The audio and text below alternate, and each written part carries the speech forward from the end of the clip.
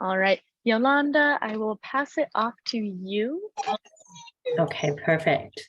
Thanks a lot, Sydney. I'm just going to pop open my share screen here so everyone can see what I'm presenting. There we go. All right, let's hope this worked.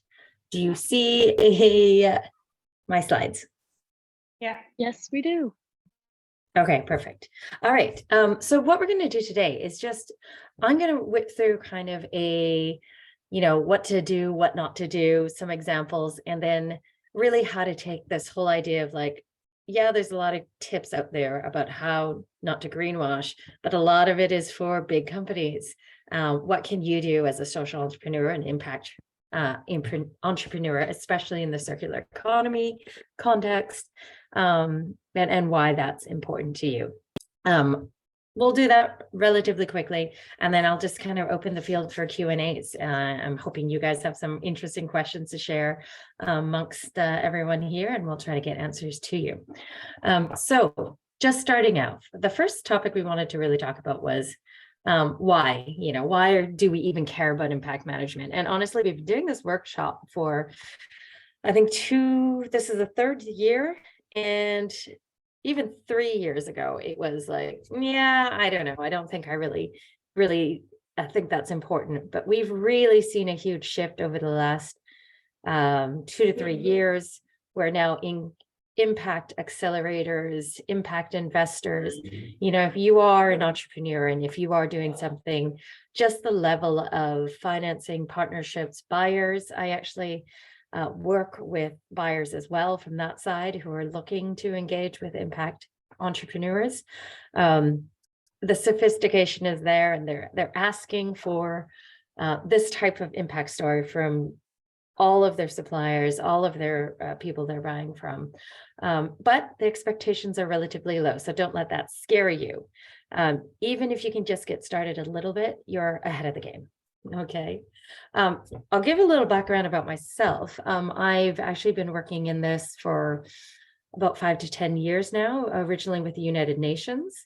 And so we offered training to kind of businesses around the world, starting in Uganda, actually, and Ghana, and now kind of all over to manage, to really talk about what it's like to be an impact investor. So there's kind of wealth experiences, but I also go on the other side as well, and I advise large organizations to achieve net zero in their operations, and then by the sustainable procurement policies and sustainable supply chain. So you kind of get both perspectives. So if you have any questions on either of those sides, please feel free to ask me. So, right, no matter what your brand is, you do need a story of your impact. And that story should focus not just on your product, but also your people, your mission. Steve Jobs was the original winner of all this. He knew how to define a vision that he was changing society. And most importantly, he invited his customers to be part of that. And that was just the secret sauce for them. So just to start out, top tips, make sure when you do, you're talking about issues people, and when I say people, your customers or your investors care about. Be authentic and don't be afraid to be personal. Set a vision and your goals there, and make sure to back that story with data. And so when I say data, we'll start first with the greenwashing. So we've had some legendary examples of greenwashing. Cars claiming that they clean air, thanks to Toyota. Shell oil, that is completely carbon neutral, which is impossible for a fuel. And Coca-Cola claiming that, all their sweetness comes from natural sources while they are leading the obesity crisis. So these are kind of the major offenders I wanted to throw in here to hopefully get a laugh that never would any of you make this type of blatant error. But major corporations do.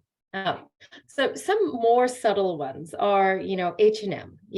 There was this study that was done that basically looked at the fashion industry and realized that 60% of the claims of these high street kind of fast fashion brands were found to be misleading, H&M being the worst offender, because 96% of their claims were found to be actually not credible.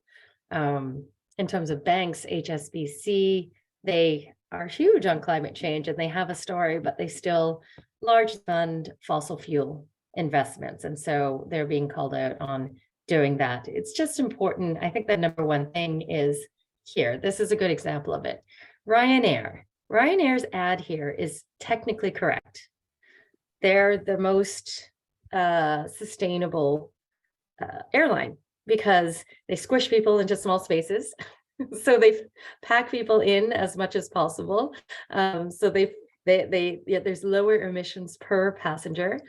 But they've really turned it into something that was a marketing ploy, but tried to get credit for it as an environmental initiative. And I think this is where people,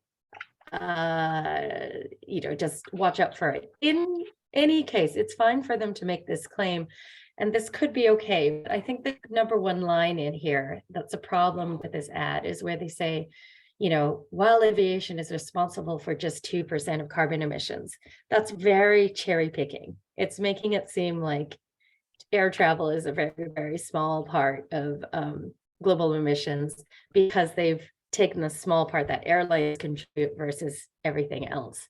And so I think just one thing that I would say, there's always going to be bad sides to your business operations. Just be honest about them, And I think the good examples of what I've seen for that is just admitting, yes, we are a terrible sector. We are doing terrible things, but we A, recognize it, and B, we're joining partnerships. I think the important thing is to say, one company can't do it themselves. We're making this small amount of change and we're partnering with others to drive transformation with across the entire sector. So what looks good? We looked back at those 4 tips earlier. Be authentic, be personal, all of this. So this is just a really kind of general example. This was a polo association. I think this was a clothing brand with denim, and they simply had an Earth Day statement that came out and said, look, we're launching a new program. And we've always, and they tell an origin story. We've always cared about this. We started right from the beginning selling denim from recycled water bottles for years, but now we're stepping up, right? So tell why you care to be an impact investor, what that means to you personally. Set a vision. So our goal. Your statement should always have that word. What's your goal? What are you going to do? I mean, this honestly is a little bit too general to make a major impact and leave the world in a better place. But it's okay. What they at least do is they provide a example of what they're doing. This could be better by showing some actual statistics and initiatives. But they do also make sure that they link to credible initiatives like the Better Cotton Initiative. That are known to be driving good practices across the energy industry. And then lastly, this whole point of making it a journey. In your statement, say you're not going to solve this overnight. And I think people were tired of that. We saw a lot of that 5 years ago. The problem is solved. We've got it. We have the 100% most carbon neutral fuel, says Shell. No, simply say, look, this is a big problem. It's a marathon, not a sprint. And what we're doing is we're doing it together with our customers. And this has to be a dialogue that you're having with the people you are selling to and working with. So quick summary, we're going to pass through the greenwashing and move into what to do. But first we'll start with what not to do. Stay away from way too many buzzwords without the data, the numbers, or the examples. Don't have websites full of trees, nature, water, and mountains. Show your actual product, people enjoying your product, etc. Sustainability can't just be For you, marketing or community work, this is more for larger organizations. I think all of you have integrated it into your business models, obviously. And then make sure you're focusing in on the major impact that your product is actually doing. If you have a really good impact on a small part, like you're reducing chemicals, but really it's your energy that is a problem, or you're promoting circularity, but actually it's the extraction that is a problem. Beware. You can say that you are making that progress, but always with the fact that you recognize that there are other issues at play that you don't have a solution for today, but you hope to work with others to do that. Again, this fifth one is probably for more bigger organizations. Make sure that you're walking the talk. So if you have a great green product, but your daily office operations are terrible, that can be a problem as well. And then, like we were saying throughout, failing to talk about it holistically, both the good and the bad. Okay, so here's a example of impossible foods. They are one of our unicorns. They've gotten so much funding over the last while, but they admit immediately that meat is bad. Meat is very bad for the environment. So they simply say we are the best of the worst, throwing in some humor in there. And then just also back this with actual data, 41% less land area. So how much it takes to farm versus cows, water depletion, all of that. The problem for many of you is, what's your definition of green or circular? If you're a green company, you could get a certified B Corp. If it's about GHG emissions, there's a lot of labels out there as well. If it's about material efficiency, I think that is very important for most of you. There are certain eco labels. Energy efficiency could be another issue, water efficiency, or just reducing chemicals. The problem for smaller businesses is many of these eco labels just aren't realistic. They take time to certify, they take money.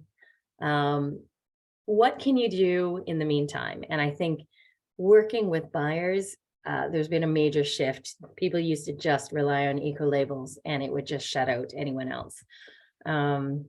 But now there's a complete shift of saying, no, if a business can show data, be transparent at the data and show that they have an impact story, that can be enough, because we realize the problems with the eco-labeling industry. So what can we work on today? And the questions that I'd be ready to answer when we get to the Q&A is, 4 steps. And these are 4 that you can work on and integrate into your final pitch for this competition. So first of all, be bold into stating what societal challenge you are actually tackling. Back that with statistics. Don't talk about actions, talk about impact. Don't say you're reducing the percentage of recycled, or increasing the percentage of recycled content. Say that plastics go to the ocean and ocean plastics is creating a massive garbage patch, as long as you can credibly claim that otherwise you are saving. Anyways, watch that. Make sure that you are picking a societal challenge that is actually relevant to you. Be clear about how your offering solves that. So who benefits, how much contribution. So that's really focus on your customer and what they care about. We'll go through each one of these and the tools that are available for you in the next slides. Show those achievements with data-driven metrics. Where can you find those? We'll talk about that. And then, make sure you talk about it as a journey and something that you will have to do with partners. So my tip for yours, groups, companies at a smaller size, is just to pick one focal message that you're going to deliver in this pitch, okay? And it could vary for different audiences. Obviously, for this pitch, you'll be focusing on more circularity metrics, but I think what we've seen is that if you can tie in social metrics as well, and past winners and and just really popular entrepreneurs have been able to show that they think about the environment, but they also are inclusive. They also create jobs. Tie in those stories so that you can, as much as you can, check off the boxes there. So yeah, think from all three perspectives. How do you reduce the environment? How do you help communities? And how do you create jobs, good jobs for people who would be otherwise disadvantaged? Make sure to back that with clean, be specific as possible, and then communicate on the channels where your customers are present. This doesn't need to be, it used to be annual reports produced once a year. Now you have the power to do this by social media. You don't have 10 to 50 pages of stuff people won't read, but a very nice messages that are linked to a broader communication strategy. Step number 1, societal challenges. This is when you're talking about why is it important and what's the scale of the problem, what if we don't act. One tool I'd suggest is to take a look at the Sustainable Development Goals. So basically, these are 17 goals that every country, we've agreed to them in 2015, will supposedly reach them by 2030. Like actually, if you compare them with almost every sustainability metric for businesses out there, you'll find every issue in this. It's got 17 goals and 169 targets. That seems overwhelming, but it's actually not that bad. This is when you talk about your origin story. Find an issue amongst these that you care about, and then dig into those sub-targets. Every one of these 17 targets has like 3 to 10 sub-targets, and you'll probably find something that would be useful for you there. So this is it. The SDG Compass is a free tool. You can go to it, click through each of the SDGs, read. They've got explanations of what the SDGs are, and some indicators and metrics and tools that can help you create that story. Now beware, there is kind of worry that there's greenwashing and people that overpick. Don't claim, number one, don't claim you're hitting all 17 SDGs, but try to pick 2. Like if you're working in, here we go. I've split that up into the environmental ones versus the social ones and the economic ones. You know, for anyone working in food waste, that's actually it's not in hunger 2, it's in 12. Most of you will be looking at 12 because that is where resource efficiency, recycled materials, food waste is in there. These are the targets that you're talking about. If you're in manufacturing, SDG 9 is going to be your SDG. Climate change, of course, anything to do with that is SDG 7. 13. Energy is 7. And if you're helping build more sustainable and lively cities, livable cities, that's 11. Most of these are relatively explanatory. If you have any specific questions on them, let me know. On the social side, if you're working to reduce like DEI initiatives, that's 10. Women, 5. 1 is working with disadvantaged communities. Okay. So this is, I've focused it on SDG 12 because that's generally what you'll be looking at. The statistics out there that you can pull. I'm sure all of you have kind of found similar ones. Here's these, just making clear to your customers why that's important, why they should care. Why are you tackling food waste? Well, because 30 to 40% of food in America goes to waste, and that's 100 billion pounds of it and nearly 161 billion of food. That makes me concerned. If you can make that as local as possible to the market that you're meeting, Seattle, Washington, even better. Eat meat, save the planet. Again, this is Impossible Foods. They did some good work in terms of just listing off how they, these are big statements. They talk about not what they do, but why they do it. They wanted to completely replace the use of animals, and they want to have nutritious, affordable, sustainable meat. And that is actually language that it's likely drawn directly or it mirrors what's in the Sustainable Development Goals: nutrition, affordability, and sustainability. Those three pillars have to come together at once. Delicious is good as well. Another good example is the Better Cotton Initiative. Like, they don't talk about what they do. If you go to the website, they immediately say, hey, these are the issues we're dealing with: pesticide use, jobs for women, jobs for small scale farmers, climate change, soil health. They talk about what they do after, and they set actual tangible goals. So that's step one. Step two is now thinking about your actual impact. What are you going to do? Who are you actually helping? What is the customer group that you're focusing on? How will they actually benefit? And this can be done through surveys. This can be both quantitative or qualitative. Talking to your customers about how it's changed their lives is something really important to include in your reports and your pitches. How long will it take you to make that change? And when you do, how big will that change be? And who do you rely on to actually help you? Throughout here, it may be you need the government incentive, or you need something else. That's okay. You can put calls of actions in your impact statements to say, look, I'm already pushing beyond what's possible. I'm going to push this lever, and I'm tossing a ball out to banks to give financing to entrepreneurs like me, or buyers to recognize people like me. Having those sort of kind of calls to action in your impact story, that you're taking a lead, but you want others to come along, gives people a clear entry point. And when I work with governments and suppliers, they love seeing these statements, because often they don't have the ideas of how they can work with suppliers. And if you actually have a proposal in there saying, hey, government, if you could just have a tax break, or if you could just create a program or a space for us, that would be great. A marketplace for, local foods, and exchange something. Don't be afraid to call out for those things in your public stories. Okay, so goals and metrics is the big. Most people get through the first two and have problems at this point. What do you actually measure? Measurement can be hard. It can be time consuming. So you just have to be realistic about what you can do. So make sure you choose metrics that you've seen before. Don't come up.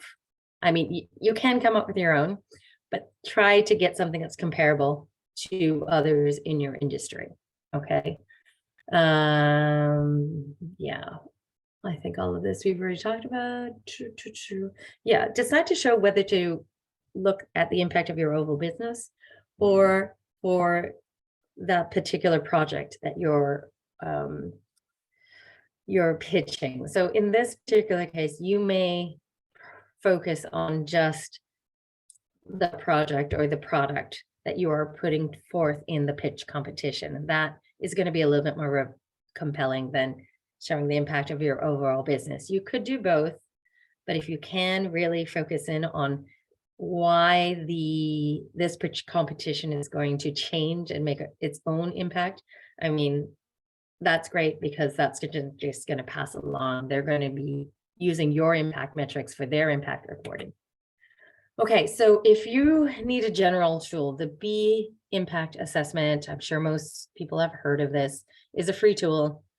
You can go in there, and for any area, you can put in what sector you are, and they actually have tailored questionnaires for you to kind of go through and get an idea of what are the metrics, what are the issues. And I've actually got it open here, so I will open this up. So, here, I think what I've done is I've looked in, this is the dashboard. It's really quick to open up make an account. You would just go in here and say, we're in US, we're based in Washington, and, company size, whatever. And if you're in retail, or let's say agricultural, maybe it's, here we go.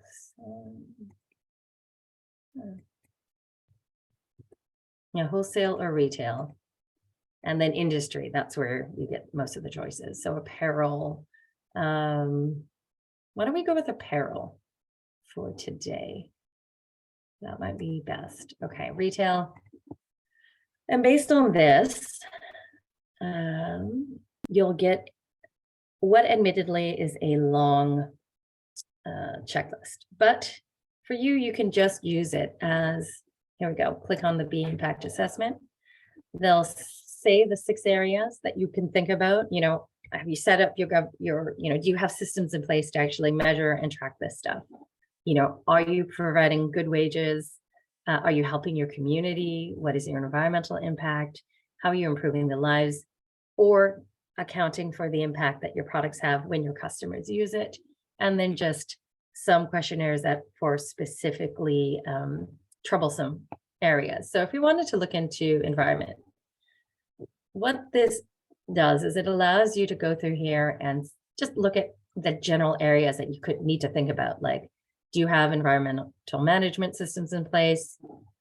What's your impact on air and climate? And so they give you some ideas of some metrics that you could use. And you don't have to do all these: water, land and life. And this is one that is going to be most relevant, this one here, for circularity. So, you know, what is your, have you reduced your hazardous waste or non-hazardous waste? What's total waste disposed? Interesting things like the packaging, programs to reduce end of life waste, the reduction of how you actually source your materials. And what's nice about this is it's kind of gives you the big picture. You're not going to hit all of them, but hopefully you're hitting some of these. And you can kind of craft a story and pick a couple metrics that you like from there. There's another tool called oh my goodness, the GIN, Global GIN Network, and I'll send you that link too. And they have a more, to be honest, overwhelming list of metrics. So I think a good place to start is a B impact assessment. But when you want to mature, there's actually other listings for small businesses. Here's one for circularity. So this is in particular, you can be circular in so many parts of your product, right? Whether it's the way you make it, the way you use it, the way you dispose of it, whether you reuse it, whether you return it, whether you recycle, or whether you repair. And so this is here is a great kind of little, I'm actually going to increase this because I'm going to go full screen. Let's do that. So that's more readable for you. Here are some metrics, you know, and it's not just material, right? It's when you source material, are you sourcing from suppliers that use renewable energy or energy efficient? Are you designing products designed with recyclability, repairability, all the way down to the end? What are you doing at the end of life? What's actually, are you disposing them? What is actually happening to them? Where are you disposing them? And all the middle stuff that I think we're most used to, you know, percent recycled content, how people are using it. Are you making it so that people can use less water, use less energy when they use your product? Those are actually the most compelling metrics because it makes customers feel like they're part of your impact story. And so if you can pull any of the use metrics, that really, really helps. If you're interested in climate change, if you want a GHG calculator, I think we've looked at a number of them. The best free tool for small businesses is probably the brand emissions estimator, and that's from Carbon Neutral certification out in New York. And so they actually allow you to get it's a very rough estimate. We actually do much more detailed ones, but for the time you have, probably this is, I think you would probably just start here. And you can get some comparison to what is the industry average in other brands that are similar to you. And so there's a lot of interesting stuff when you do that. And that's, you know, generally scope 1, scope 2, scope 3, scope, and those are technical terms, meaning the energy you use, the energy you buy, and the energy that is in things that you buy. For those in the retail industry, Higgs is the best. and most credible place to look for metrics. Again, this is probably something that you'll do later on. It's probably too complex for this particular competition, but you could access and see some metrics. You'll get the language that is being used, and you can mirror your impact statements to what is being said by these certification and tools, because they've done the research to know what are the big issues that we need to be talking about. Last up, journey, partnerships. You're not going to do it alone. You're just starting. I think we've talked about that. And engage others to be part of your impact story. Get connected. There's so many places to look for people who will fund or accelerate your solutions. I just have a couple, 3 here. Unreasonable Initiative. They are looking for entrepreneurs that are unreasonable and want to have much more sustainable business models. Even go to Crunchbase and saying US impact investors, you're going to get a long listing of who's funded, people in your industry, where and how and what levels.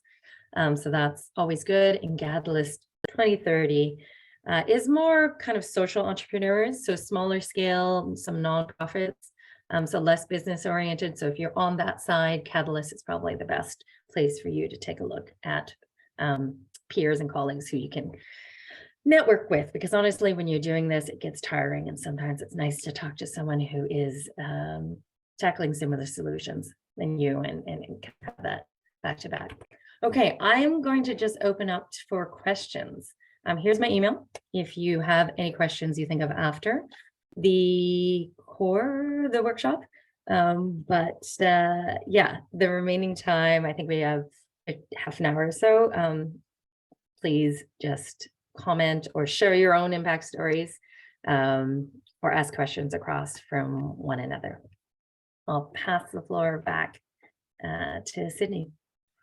Yeah, no, Yolanda, if you're available until 6:30, we have this penciled down for until 6:30. So, if folks wrap up with questions before then, great. But if folks, have enough conversation rolling until then, and you're available, I think everybody here is, prepared to stay on that long if it means great conversation around all of this. All right, perfect. I have a question for you, Yolanda. Mm-hmm. Hi. Yes. Did you say in the beginning that when you were with the United Nations that you worked in Uganda? Yes, we did some SDG impact reporting training in Uganda. The interesting thing about that is Uganda is one of the countries where they're taking this recycling plastic and they're mixing it with asphalt for the roadways. And it's been shown that your roads can actually last up to twice as long. And it can also, they're more impervious to potholes and rutting. So that's what we're trying to do here in Washington State. Yes. Yeah, it's actually amazing because there is now, it used to be this idea that, okay, American or, North European companies are going to go and help these developing countries to, with their technologies. But there's really this peer sharing now. And I'm glad. So Tom, did you learn, how did you learn about this Ugandan company, and have you connected with them? Probably 2 years ago, I went to the Southwest Washington Fairgrounds, and the Washington State University had a big recycling booth. Mm-hmm. And so I asked them, how do we recycle the haylage wrap on you've probably seen the big marshmallows in rural counties where you store the hay outdoors. Well, it becomes contaminated with dirt and grass and mold. And they told me at that time, gee, nobody's ever asked us that question before. So it's all 100% is going to the landfills, and the landfills charge the farmers and ranchers $100 a ton to dispose of it. And it'll stay in the ground, over 100 years. So we did find a plastics company that has a factory in Georgia and in Ohio that can take this plastic and recycle it into little pellets. And then the asphalt companies, to do road building and road repairs, they will buy these pellets and it makes the roads last longer. So that's how I got started in all this. And I mean, we have a small farm and ranch, and I've probably got a ton of this plastic to recycle since January.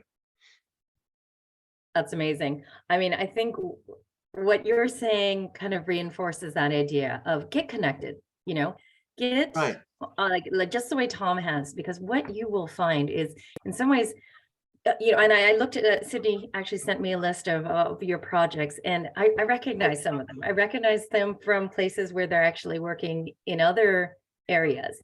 And what I love about working in this field is people are so open to sharing technology, sharing impact, like, impact stories or their statistics. And, if you don't have a statistic of why your solution works in your particular location, you can just share why it works somewhere else, Sure. Um, And real quickly, what I've found here in Lewis County, Washington, that both sides of the aisle are all for this, whether you're a conservative or whether you're a liberal, everybody seems to be thinking, hey, this is a pretty good idea and it will help everyone. Yeah, Tom, that's actually a really good point, right? I think a lot of times you're trying to look for an impact story. And this is why I say, use the credible ones that are neutral, that are about cost savings, energy savings, improving people's lives, getting people back, things that, people aren't going to debate about, and if you can stay on those metrics and understand that there can be risk. Greenwashing is one side, just claiming something that isn't true, but the political, not washing, but that you trigger into your story in a way that's just far too tending towards goals that is going to actually alienate some of your customers. I mean, if you want to do that, you really have a select clientele, and that is just that, go ahead. But if you do want to have a broad appeal, make sure to look at these initiatives, connectors, find out how other people are talking about it, find your special niche and what you're going to do differently from other people, but add your impact to the impact of others. Say, I'm part of this network who's doing this, and globally or across the US or across Washington, we're going to make this type of impact, and we're going to change people's change the way you used to do something into something else and become the new norm, right? Sort of that whole Steve Jobs thing. I'll let others ask some questions now, but anyway, I appreciate your time. Thanks a lot for your input there. Yeah, this is Mark. I have more of a statement, or it's not quite a question, but it is a statement. Yeah, please go ahead, Mark. So my project started when we were working with the Conservation District for Pierce County, and they were working with us on managing our manure with manure waste bin. And so in that process, it became very clear that we were going to outgrow that. And so my business model is to assist them with a point of disposal that will give us a centralized area that everyone can utilize in a region.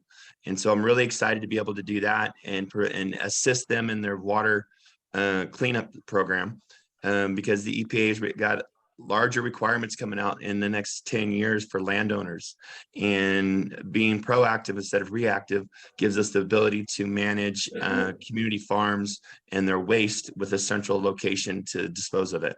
And in that process, we're able to generate power, and we're able to retrieve the materials with electric vehicles. So we have that emission aspect as well, and to grow power from that resource and being able to take what's left over and donate it back to the grid. And so we can contribute that way as well. Okay, you have a very holistic impact story. You've delivered it, like I'm hearing, water reduction. I'm hearing actually saving costs. I was really interested in the one that you knew that there was this upcoming regulatory change that is actually going to impact households, farms.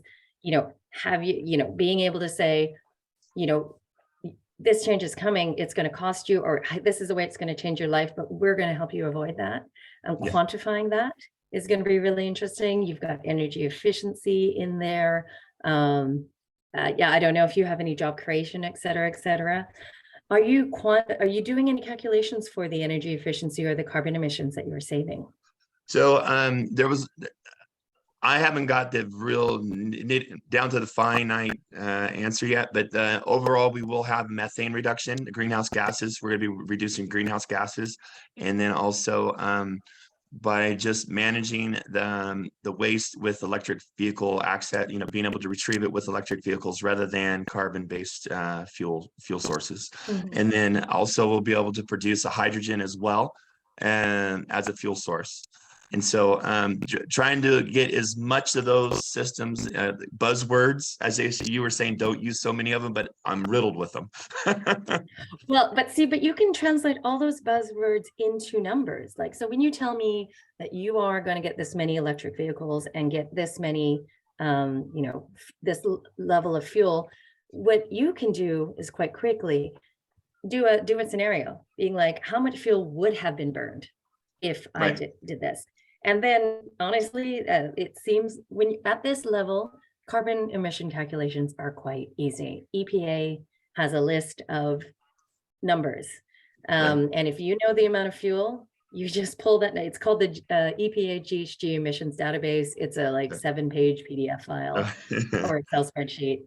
If you have any issues, give me, just pop me an email saying, hey, which emission factor, but they have a list of everyone, and you can have a credible claim of what that is. And then EPA actually then has a equivalency calculator, because honestly, who knows what a ton of CO2 is? Oh, nobody, right? But the EPA says that you can put in your tonnage or your kilogram, and they'll say this is equivalent to heating this many homes or driving this many cars, or there's 50 different things, so that you can kind of credibly, and the EPA is used by the biggest companies and the smallest companies. You're now talking a language that's comparable to everyone when you do that. Yes. Yeah. See, John, you're using it already. So it's very cool, and it's very credible. Exciting. Well, thank you so much for being here. I think John, I'll go John, and then I see Tiffany has her hand up as well.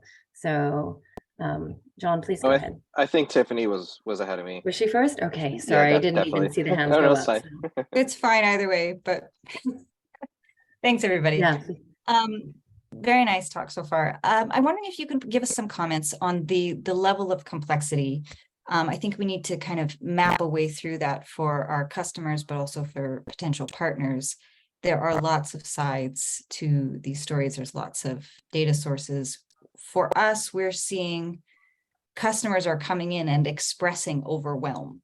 They're interested in more sustainable purchasing, but they're able to talk about all the different factors that they are being asked to consider.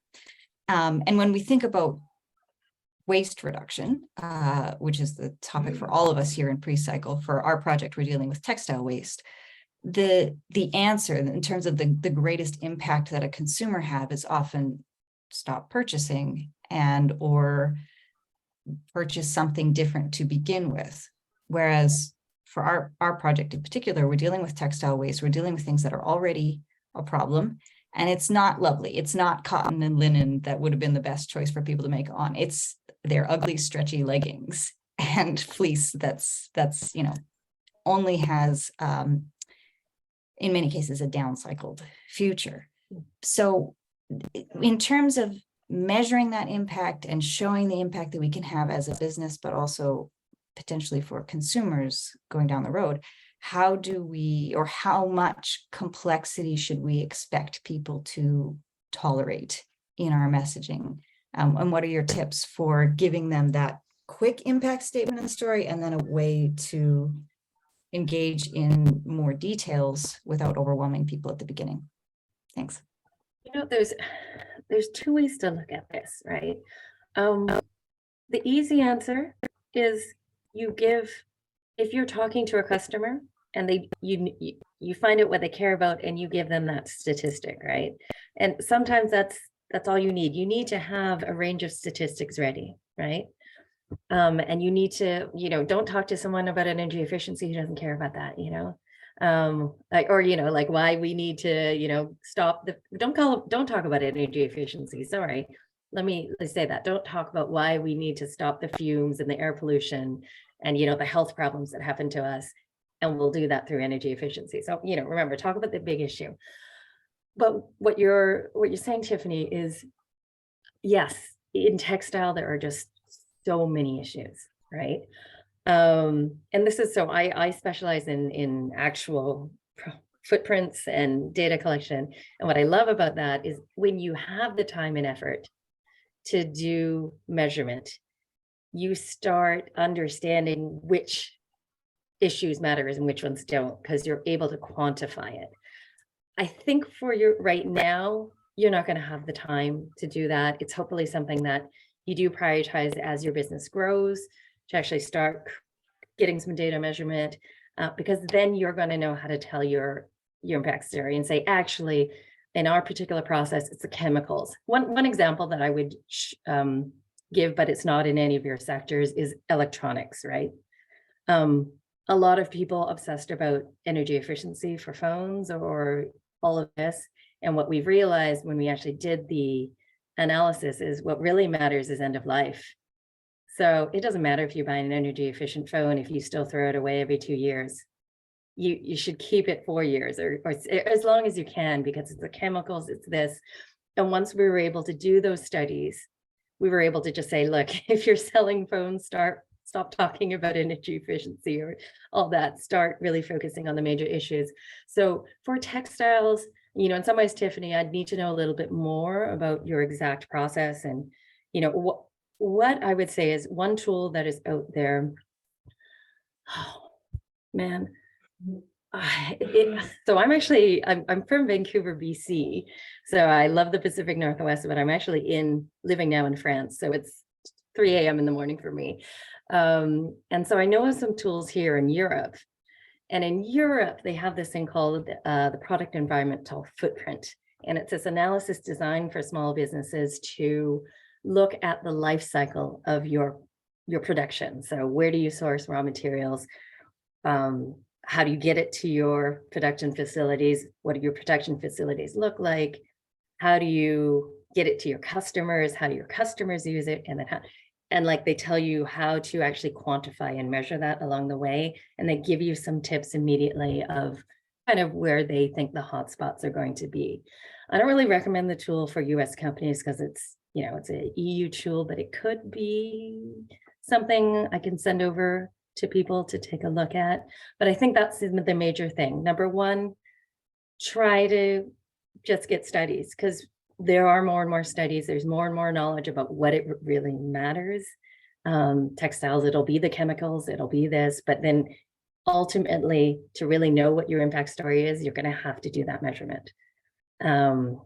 Because it depends on how far away your facilities are from each other. Driving, all these little things make a difference.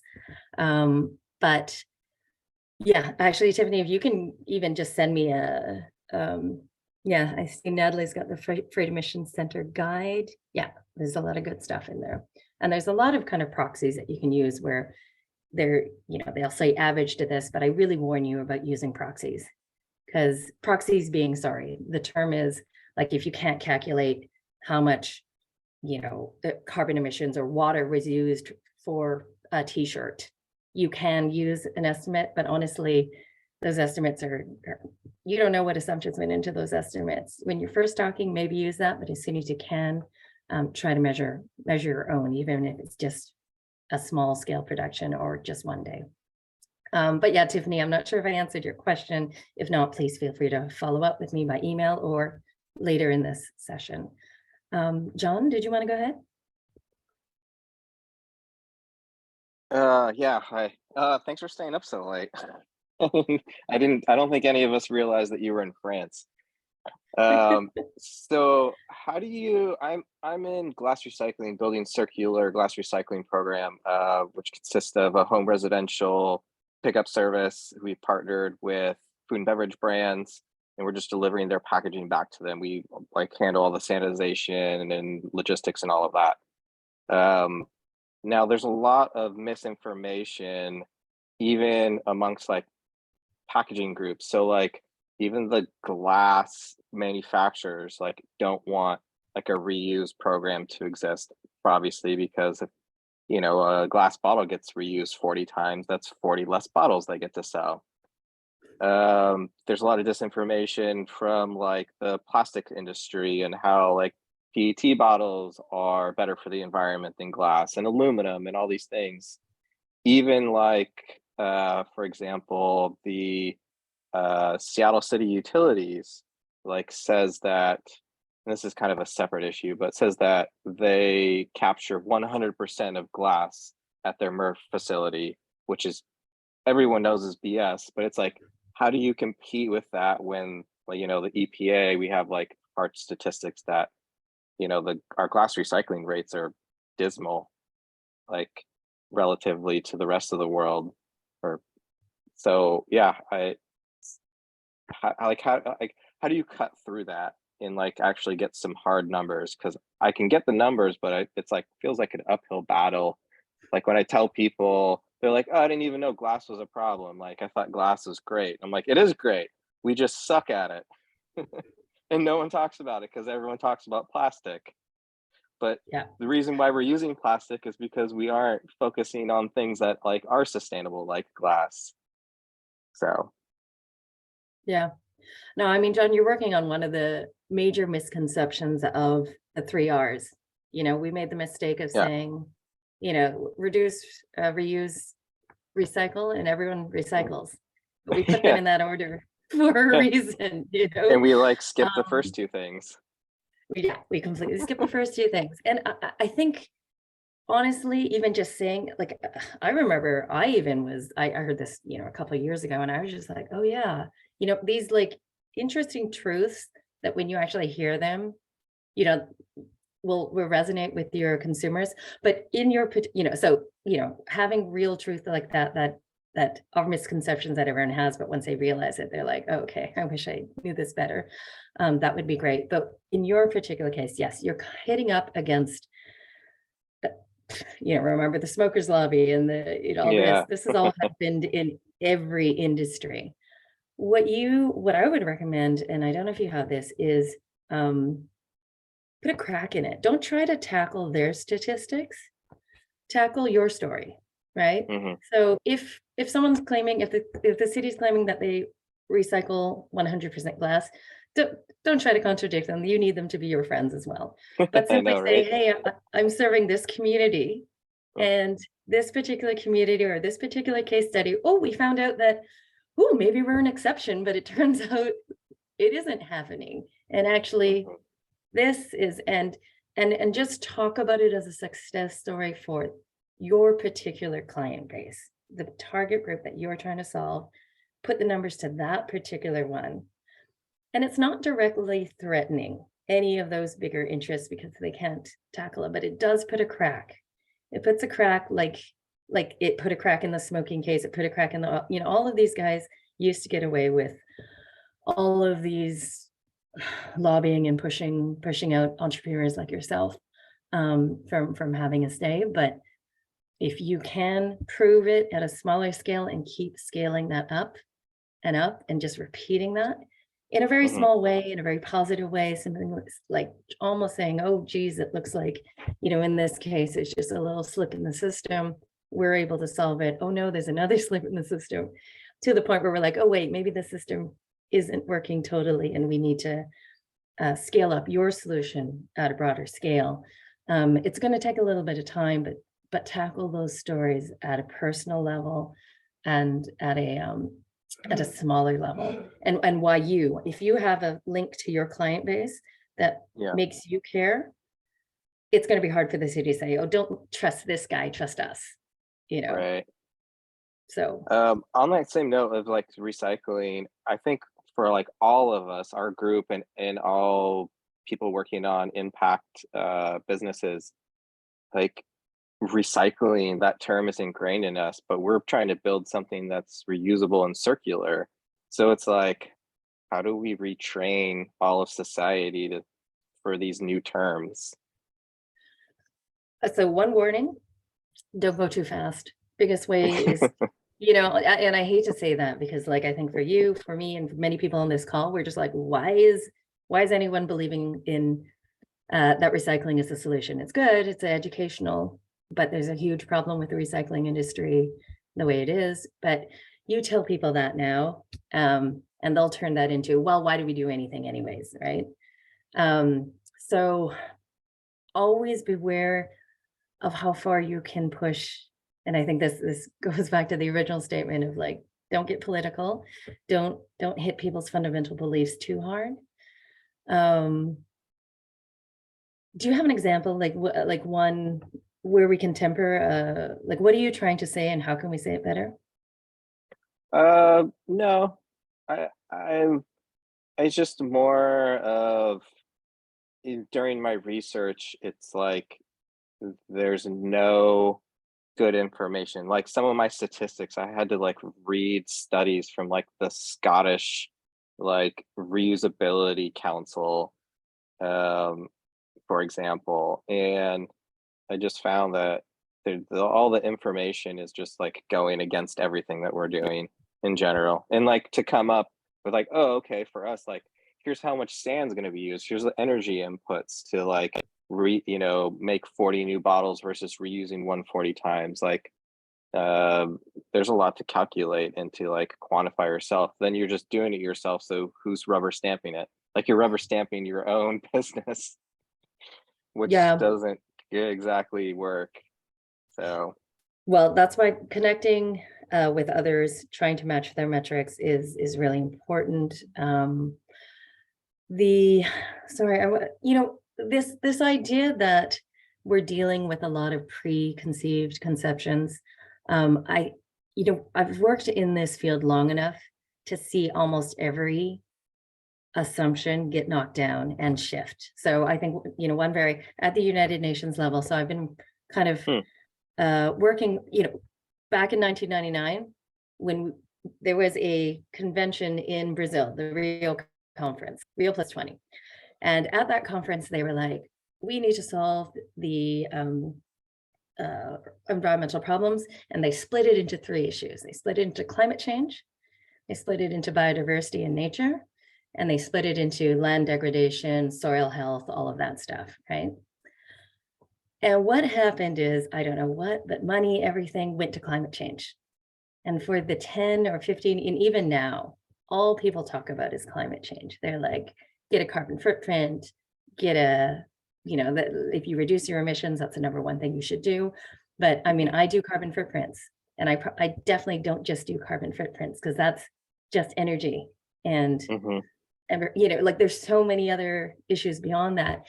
And I actually used to work with the convention on the biodiversity side, and we were always like the forgotten little sister. And we're always like, why is everyone talking about climate change? When actually, instead of building solar panels, which take metals and precious minerals, and creating more cars, why are we not just talking about using nature as a land sink? And but I'm actually surprised that they kept going. And in the last 3 years, I've seen, and I don't know if you have, more and more terminology of nature-based solutions. People are starting to realize that just putting up solar panels and buying electric cars isn't going to solve climate change. It was an easy answer, and I think, I use this as an example of why I believe there is going to be a shift from recycling as the holy grail to people being like, oh, we made a mistake there. It's actually going to be reused. It's actually going to be reduced. And here in the European Union, actually, in 2020, I think 2021 or 20, they revamped their entire strategy for the region, and they now call it the Circular Economy Plan. So yeah, I saw that. It's if you're an entrepreneur working on circularity now, that's what they're looking for. They don't talk about GHG emissions as much. I know some other people who are still obsessed about GHG emissions, but I'm seeing that shift. They're like, no, wait, what about the materials? What about the use? What about the reuse? What about end of life? What we're doing with all these materials? In here in Europe, it's it's not the biggest thing, but it's growing and it's coming. And also, you know, nature-based solutions is growing and coming, topics that weren't talked about 5 years ago.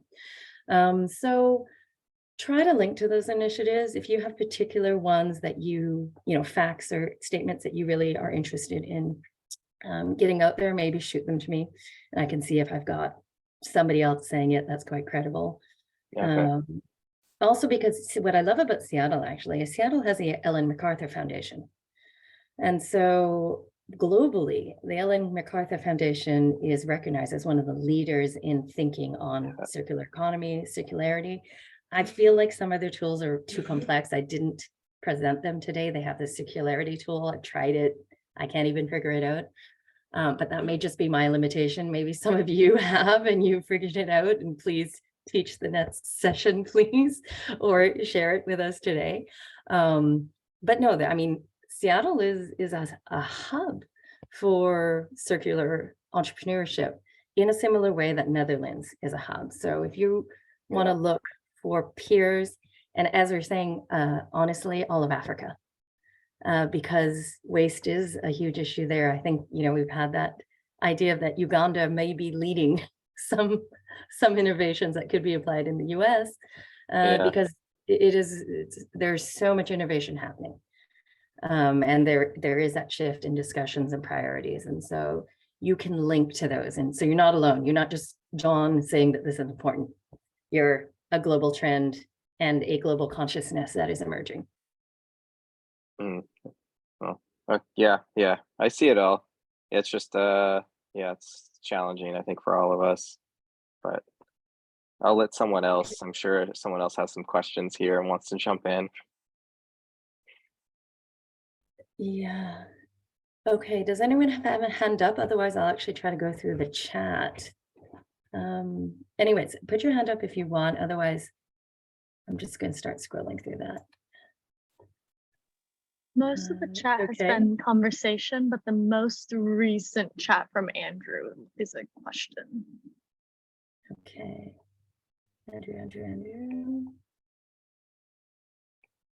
Okay, I wanted to speak through video. And but, Tiffany, sorry, I almost skipped over Tiffany's question too. Well, I think Andrew's and my question are quite similar in the sense that we're facing either a limitation, lack of data, or data that are quite old. For example, with textile recycling, the EPA's latest stats are from 2018. And if you look at the pace of change up to 2018, you know that it's huge growth. So that 2018 value is really an extreme underestimation in terms of the amount of waste production, or otherwise. And so Andrew's talking about a similar thing where numbers might be available for, let's say, a big urban area, but then what does that mean for my neighborhood, right? How do we translate these old or big or statistics from another area?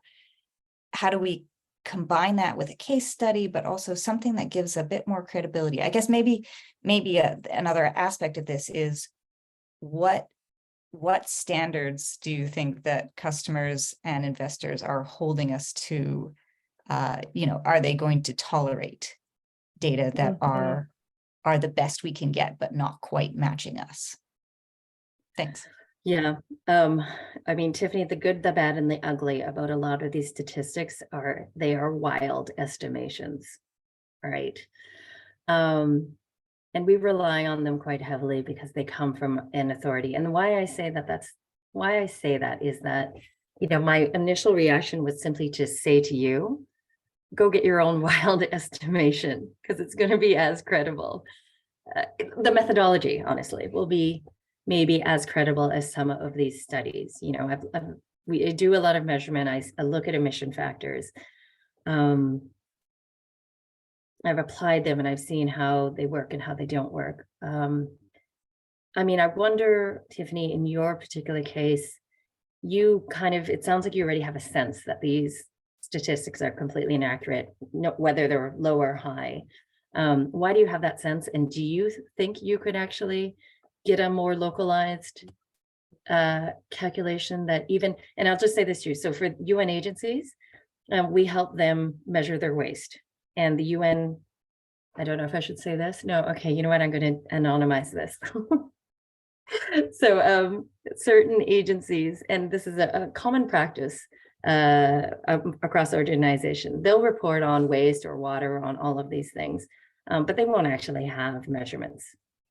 So what they might do is they might go and stand in the cafeteria for a day, 4 times a year, or stand in the parking lot for a day, 4 times a year, and see how many cars staff come in, for staff commuting, you know, with bicycle, and then they'll just apply that all year. And their numbers are based on a very small kind of estimation, because it's impossible to actually get accurate data.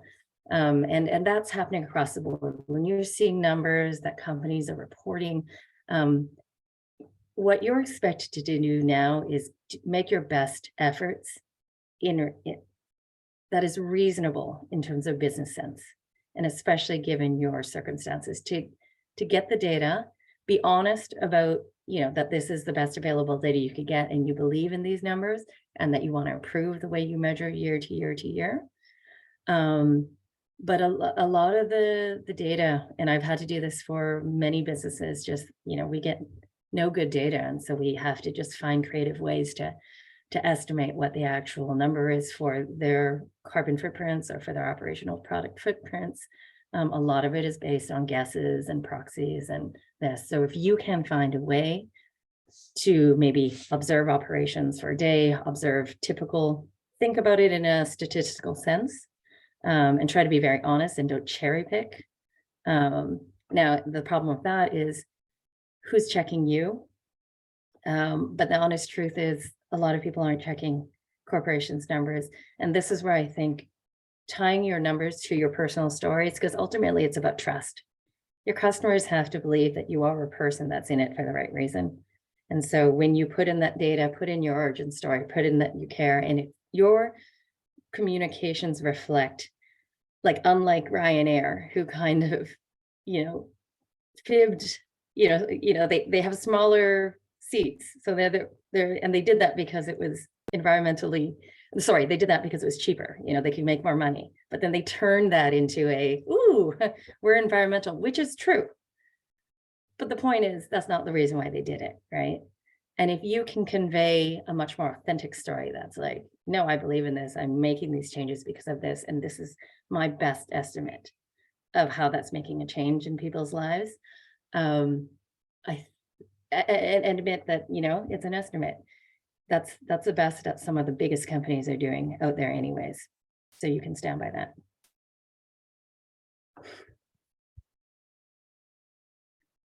Okay, so I didn't get to Andrew, so wanted to speak, trying to figure out impact measurement on a much smaller scale, residential, looking for the standard industry numbers for residential reuse circular economy. Being calculating my own numbers, but wanted to link to initiatives. Is there a place for smaller personal impact numbers? I would say no. You know, it's great that you're collecting your own data, but the standard industry numbers are just that. They're very aggregated and estimated. So if you can get your own data and compare it to the proxies that you fit in, like if you find a Washington or US one, and compare, you know, just ground truth that your numbers seem to make sense if you can. That's important. Okay, I think those are, oh, I see Han. You have a question? Please go ahead. Hi, yeah, thank you. So I just had a quick question about like, how do you know where to stop when you're doing an impact assessment? And I'll give a quick example just to explain what I'm talking about. So let's say that I own an SUV that gets 20 miles per gallon, and I decide to replace it with a sedan that gets 30 miles per gallon because I'm tired of spending so much when I go to the pump. But now that I have a car that costs less to fill up, I actually drive it more in a year because it's cheaper for me to do that.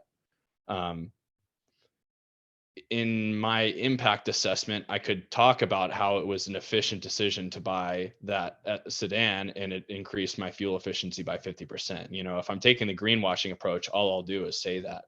Yeah. But there can be these I guess, externalities and other things that cause decisions like that to get a lot more complex if you're trying to understand like how they'll actually affect the way that item is used. And for me, it's just really tempting to go down these rabbit holes and like get really distracted about stuff like that. So I'm wondering, like, how do you decide, I guess, where to stop when you're doing your impact assessment, where it's like, I'm not really in control of that anymore? Yeah. I mean, as an impact management person, I'll say never stop. The more data you have, the better. But I mean, I do honestly feel, and I hope that we'll start being able to talk about environmental impact and the quantity of environmental impact we have in a way that we talk about financial accounting in a number of years, because it's going to be the same language. And I mean, if you had like that example there, you have to consider all those principles in order to make a smart decision.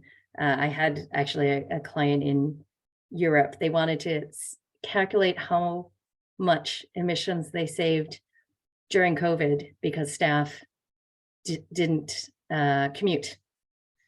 But I said, okay, I'll do that. But then I also have to then calculate how much energy the staff used while they were at home.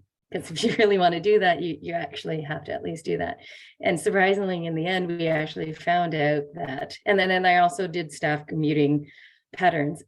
And in that case, the surprise was they doubled their emissions because they actually were a small team. Most of the team was walking to the office, and the office was being powered anyways, So yeah, what you're saying about the fact that if you take a little slice of a pie, you can greenwash it.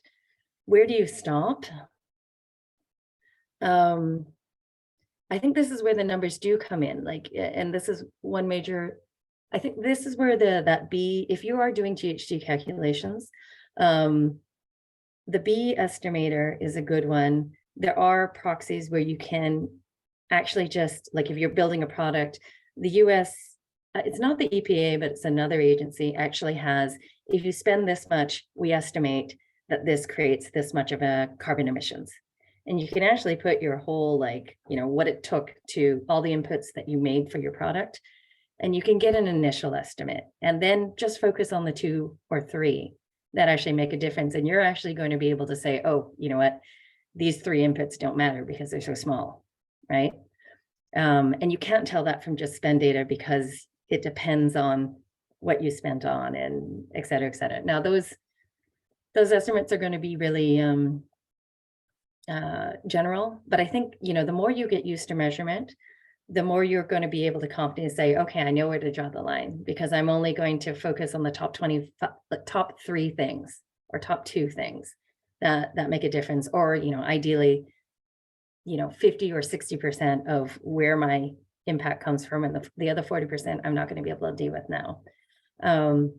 Or just the top, like if you honestly are just the small business and you can't measure all of those things, at least measure the top and admit, saying, look, we bought this more efficient car. We did that because we believe it's going to be better, but we recognize that we need to do more research on the actual usage patterns. Even if you say something like that, it's that honesty, it's that authenticity, as long as you're not lying, that you've actually done the analysis and then you're hiding it. That's where the problem is. But I mean, in terms of measurement, that's always the issue. How much effort? Don't put too much effort to get better data quality if it doesn't matter, because in the end, it's not. And if it's going to ruin your business because you're no longer working on your business, that's a legitimate reason to say, look, I recognize that there's more to do.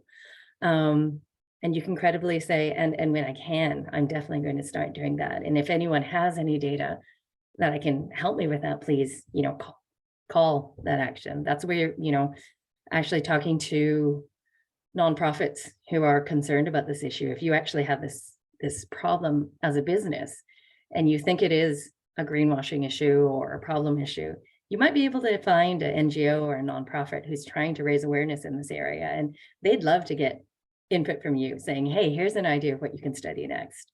there's you never know who you might get to collaborate with you on doing that research, and those they're set up to do those kind of in-depth study. I know in Seattle, we had one business we work with who wanted better data on staff survey, and they just commissioned a study by one of the local universities, and a bunch of students just kind of did a 3-month study, and now there's more data for every business in Seattle to be able to share. So if you really can, if you have an issue that needs, you're not going to be able to get that data yourself, find others who need that data, see if you can get some students to look at that, and then share that data broadly. And then already, because reducing the environmental impact is definitely the goal, but getting better data, even that is a win if you can, because we all realize we're not getting the data we need, and that's okay to admit, you know, as long as you're trying to help get the better one. Okay. Anything else in here? Sydney, did you see any good any questions in here? Not good questions, any questions? It looks like everything else is kind of continued conversation. I think something that I'm wanting to pull out that Yolanda, maybe you can talk to a little, is this workshop is very obviously and very poignantly focused on how you guys communicate your story with that data. But Yolanda even mentioned that data isn't all going to be, you know, percentages and numbers. So a lot of it is, but kind of going back to that lean methodology piece where you guys were told, like, you got to go talk to people, and every workshop, everybody's been saying, you got to go talk to your customer base. I think that is kind of part of that storytelling in your data, and data can be stories. And so Yolanda, maybe you can kind of highlight some of that, you know, for these early stage ventures where, yes, there are some numbers that you can find and get, but, you know,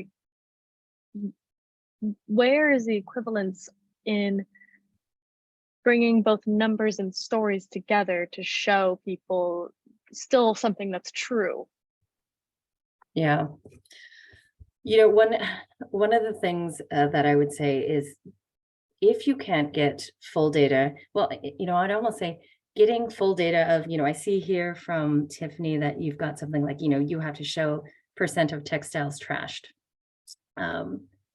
Sometimes those numbers actually aren't compelling. They're good for reporting, and they're needed for maybe like government programs or this or that.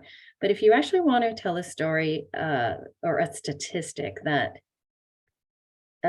opens people's eyes, or, you know, I've written way too many footprint reports where I report total emissions in one way or this way, or total waste in one way, and nobody cares because it means nothing to them, right? But what we're doing a lot more is scenario building. So, you know, saying what a normal product would look like and showing the % reduction in any, like in water use or in waste. If you can do those types of metrics, you know, because they're very customer-centric metrics. It's not what you as a business are achieving, it's what the customer is achieving by going with you over a typical choice. And then they feel, they're like, oh, okay, this is my impact now. By choosing your product, I am, you know, pulling 5 cars off the road. I am, you know, saving the energy that would house, you know, a house, or like a house would use for 10 days. Think about transforming. I think that US equivalency calculator is a good tool, but you may have to think about what's actually meaningful to the lives of your particular clients, and do that scenario, and then convert those numbers into something that is meaningful to them. Now, doing that credibly is a bit of a challenge, and I don't think I can give very general advice on that. But if you do have some kind of storytelling, take those numbers and storytell with those numbers, but storytell credibly, like, you know, and yeah, you have to. I always take one example as, you know, the dishwasher industry has always said, oh, it's more environmental friendly to use the dishwashers than it is to wash your dishes with soap, right? And I'm always like, show me the assumptions of those studies, because I'm sure they didn't take into account energy efficiency, material use. All they did was probably calculate water, but they're hiding that and they're trying to make you believe a very easy to accept fact that hides everything else that's going on. So make sure you're not doing that. It's just, once you've lost trust and you've lost credibility. But if you can not, I almost would say, yes, calculating your overall footprint is actually good for you as an entrepreneur and good for you as a business. But when you're speaking to investors and when you're speaking to your client, think about the metrics that matter to them, and transform your numbers into, this is, the number of genes you saved from being purchased, or the number of, I'm not sure what it is, but when you're talking to them, what do they care about, and how can you translate what you're saving into those metrics? But always tie it back. Tie it back to a reliable metric like a carbon emission, blah, blah, blah. But don't be afraid to go into equivalencies, as long as you have a credible way of doing that.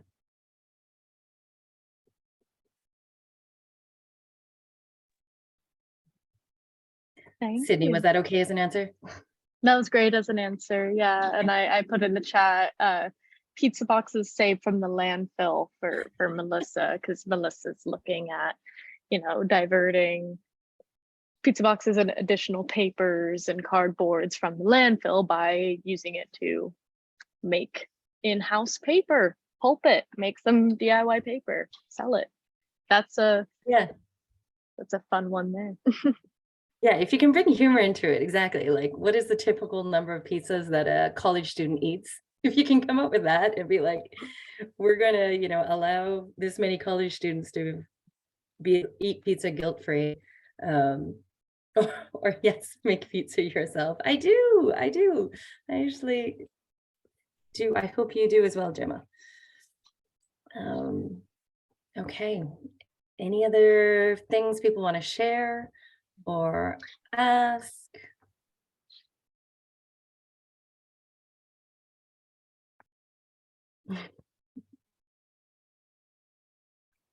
All right. Well, thank you everyone for having joined. I really love I love the engagement. It's scary as a presenter to come and then have that feeling that no one's going to actually say anything at the end of your presentations. And it was really nice that you were engaged, and that, well, first of all, congratulations on being a circular entrepreneur. It's big, it's huge, and you're doing social impact, but honestly, you're creating the solutions for the future. I think, I'm not sure who was earlier, maybe John, we've realized governments can't solve all the problems, and they never could.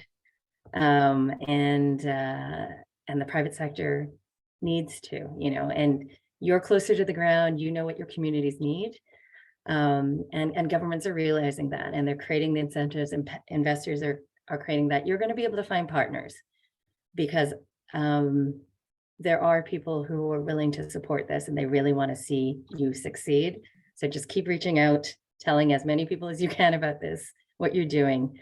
And I wish you all of the success in what you're doing. Well, thank you so much, Yolanda, for coming. And I did not realize that you were in Paris. I think you may have told us that at one point, but I have by all means forgotten. So thank you so much for being awake at this time. And I hope you have a restful rest of your night. Yes, I do have we always mix, because half the time I'm in Vancouver. So I think last time we talked, I was in Vancouver. So I was like, I don't think we've been doing this last time. Well, great. So yeah, I hope to see some of you in the Pacific Northwest, possibly, yes, or in France. Who knows? Who knows? I have a quick announcement for folks. So I did just want to say, Yolanda, you don't have to be here for this announcement. You're welcome to, but if you want to get off and go to bed, you are free to do so at this point. Right. Thank you so much. Thanks, everyone. And folks, I will be putting this in an email as well, but this is mostly an opportunity for folks who are around Seattle. This is separate from PreCycle. It's just with my another project that I'm working on. I do outreach for a program called EnviroStars through my work with Seattle Good Business Network. EnviroStars is a tool that is kind of relevant to what we were talking about today, which is why this is also a good chance to bring it up. EnviroStars is a kind of one-stop shop for businesses to put together sustainability action plans that break it down into really actionable items. This is a statewide program, so even if you're not around Seattle, go ahead, look into EnviroStars or let me know that you want help with that. And I can talk you through that application process.